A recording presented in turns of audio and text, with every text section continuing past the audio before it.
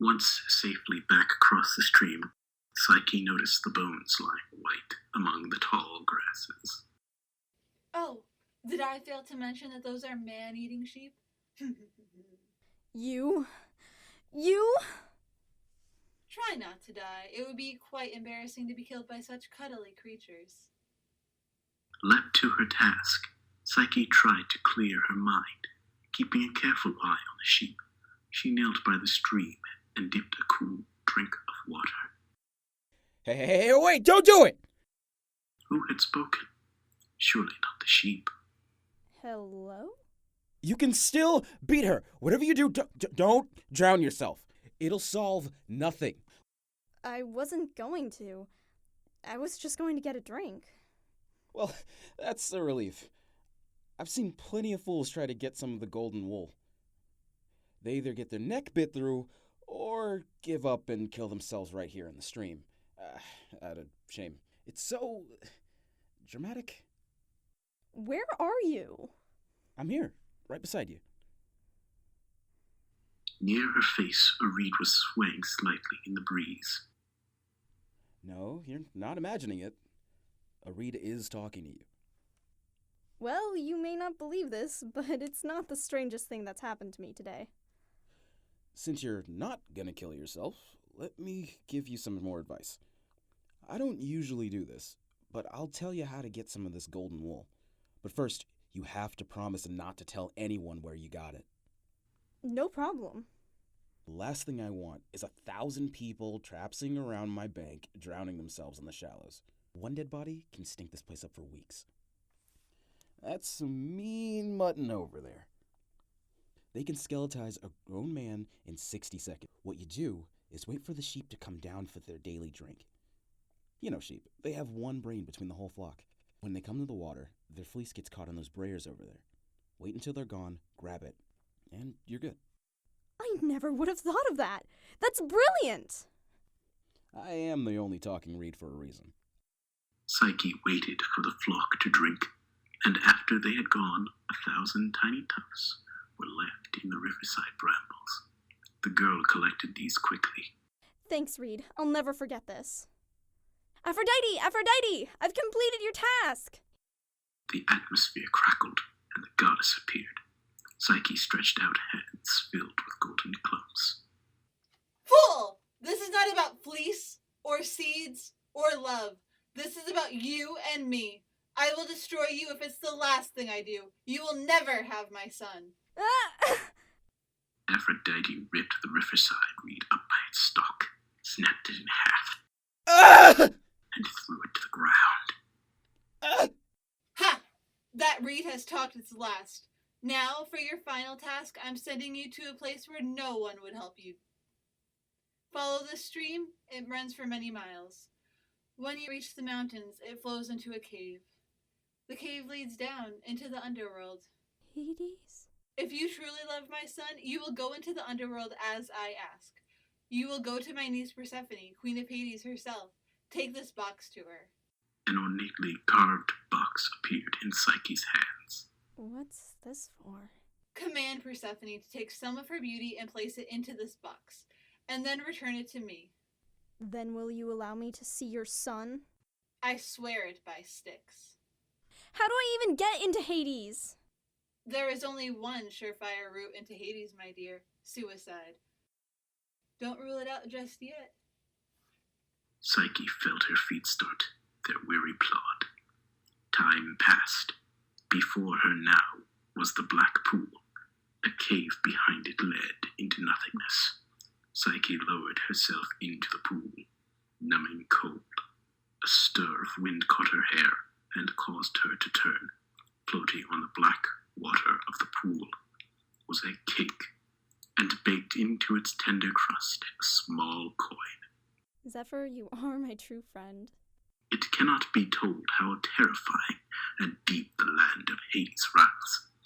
As the light of the world disappeared, a new light appeared, a sickly light, the light of the grave, and it drew Psyche ever downward on a doomed path.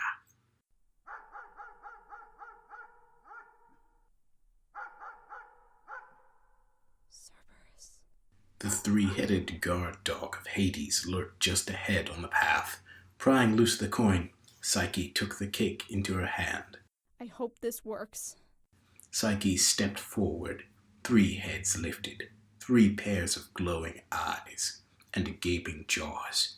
Before the beast could move to rip her apart, Psyche threw the cake. Cerberus darted after it, and Psyche dashed by.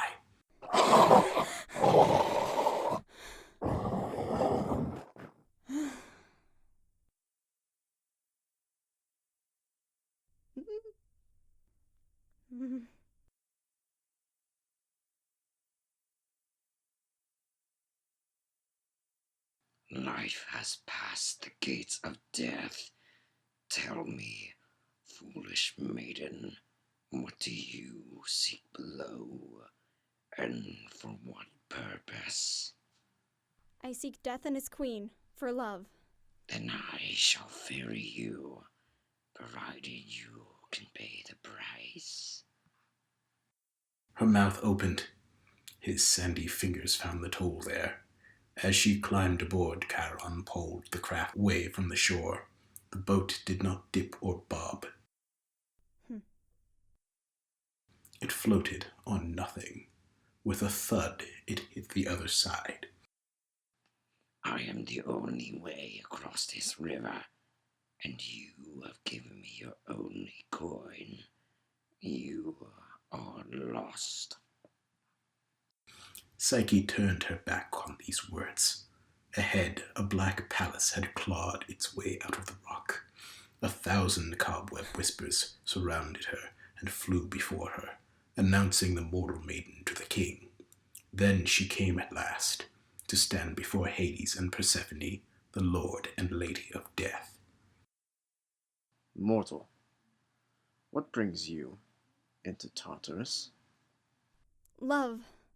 Love has brought me here. Love. Love is no place among the dead. Here love is dried up. I have brought it here with me. I snuck it in my heart. You are mistaken. Anything that passes the gates of death is dead. Love was alive when you came, but now it is dead. You were alive when you came, but now you are dead. Under the stony glance of Hades, Psyche felt her soul weakening. She turned frantically to the face of stone-like Persephone. Please, my queen, help me. Give me some of your beauty. Surely her heart hasn't been completely frozen by this place. Some love must still live there. Do not trouble yourself with her. Her heart is also dead. Please! You were once young, you were once in love. Remember it now, remember the spring. If only for a moment. Forget this wintry place. The eyes of Persephone remained unchanged.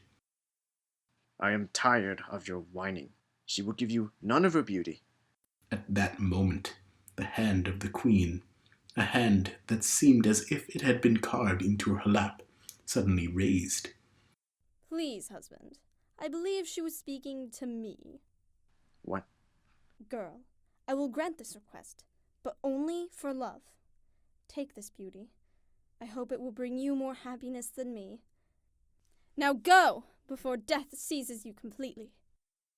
The pale light of the underworld faded, and Psyche felt her body warm. She was lying on the banks of the black pool once again.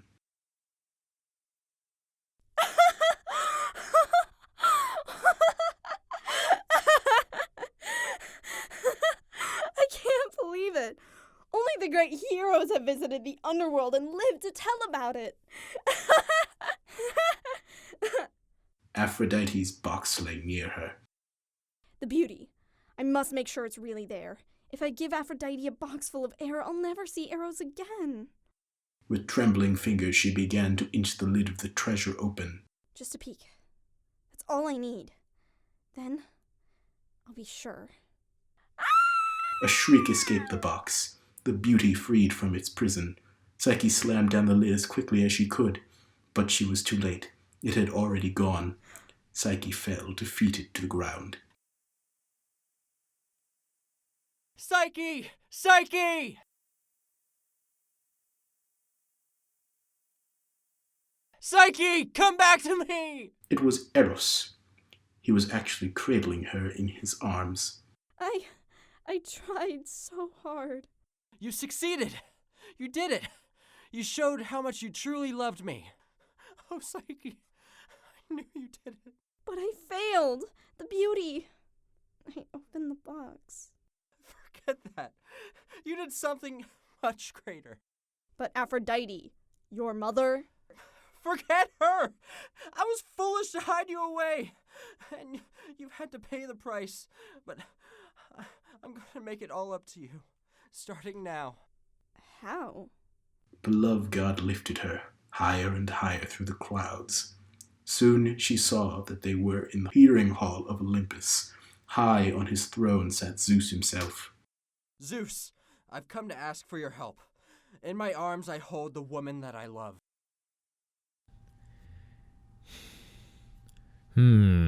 I see that.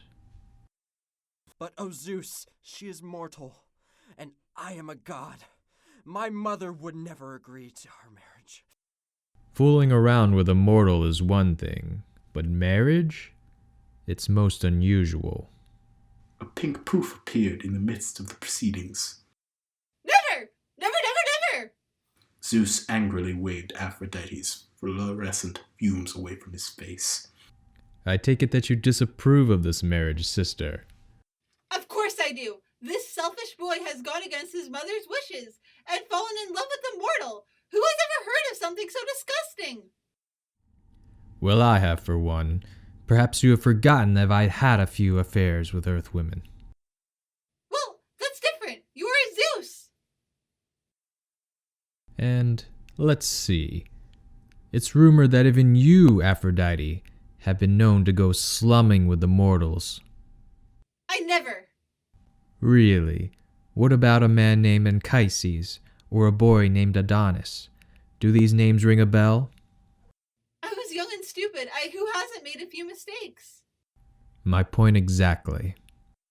The fact remains, a mortal cannot marry a god. Precisely right, Aphrodite. A mortal cannot marry a god. I knew you would see it my way. That is why I'll just have to make Psyche a goddess. What? The two young lovers leaped at this pronouncement. Thank you, Zeus! Oh, thank you! I shall never forget this! Aphrodite, standing before you, you have the bravest of earthly women. This child has faced task after task and even descended into the underworld to receive your approval. If you cannot give her yours, I shall give her mine. But... Evie, bring the nectar of the gods. Aphrodite watched numbly as Heb revealed the cup of the gods. Come, my child. Psyche stepped forward to receive the immortal draught. As the liquid warmed her throat, everlasting life rushed through her. A shimmer of silver began to cover the maiden's body. Zeus smiled triumphantly. So, my two lovebirds, you have been equally matched. Eros, the greatest of hearts, and Psyche, the strongest of souls, live together in happiness forever. And that's an order. While the newlyweds embraced, Zeus turned a sly glance on his sister. Come now, Aphrodite. Be a good sport. You'll soften in time. Soon the place will be crawling with children. And think, these youngsters will love no one more than their beloved old grandma.